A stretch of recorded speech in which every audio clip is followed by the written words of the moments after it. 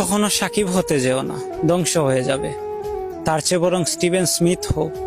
দেড়শো ওয়ানডে খেলে 43 এভারেজে 5197 রান আর মাত্র 12টা সেঞ্চুরি নামের পাশে থাকলেও কেউ তোমাকে নিয়ে ট্রল করবে না। হতে পারো কুইন্টন ডিককের মতো শান্তশিষ্ট নম্রভদ্র একজন। দেড়শো ওয়ানডে খেলে 46 এভারেজে 6583 রান আর 20টা সেঞ্চুরি নিয়ে তুমি থেকে যাবে জেনারেশনের সেরা ব্যাটসম্যানদের একজন হয়ে। ক্যারিয়ারের প্রথম 2 ওয়ার্ল্ড কাপে ফ্লপ করে বিদায়ী সময়ে এসে 3টা সেঞ্চুরি করে সর্বোচ্চ স্কোরার হওয়ার পর তোমার আর কোনো হ্যাটার্স থাকবে না।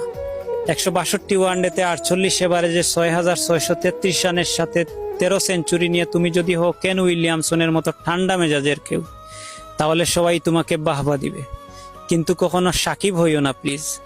70 টেস্ট খেলে প্রায় 38 এভারেজে তোমার নামের পাশে 4600 রানের পাশাপাশি যদি তাকে 242টা টেস্ট উইকেট কিংবা 247 ওয়ানডে খেলে 37 এভারেজে তোমার নামের পাশে 7770 রানের পাশাপাশি যদি 317টি ওডিআই উইকেট থাকে, অথবা যদি 129টি টি-20 ম্যাচে 2551 রানের পাশাপাশি যদি তাকে 149টি টি-20 উইকেট কিংবা তুমি যদি হও 1.5 দশক ধরে সব ধরনের ক্রিকেটের বিশ্বের সেরা অলরাউন্ডার, তবুও তুমি কয়েক ম্যাচ খারাপ খেলার কারণে প্রতিনিয়ত টলের শিকার হবে তোমার ভক্তকুলের আর হ্যাটার্সদের কাছে।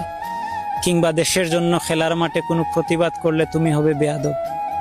দেশের জন্য লড়াই করা ও প্রতিবাদ করা প্রথম ঐতিহাসিক ক্রিকেটারের নাম সাকিব আল হাসান। তার কৃতিত্বের কথা হয়তো সবার মনে নেই, কিন্তু মনে রাখবেন বিশ্ব ক্রিকেটের সাকিব একজনই। হয়তো সে দেশে কোনো ট্রফি এনে দিতে পারেনি, কিন্তু দেশে Shakib only one piece. Shakib যে হয়েছে সে একজনই হয়েছে, নিজেকে নিয়ে গেছে সাফল্যের সর্বোচ্চ চূড়ায়, হয়েছেন বিশ্ব ক্রিকেটের সম্রাট।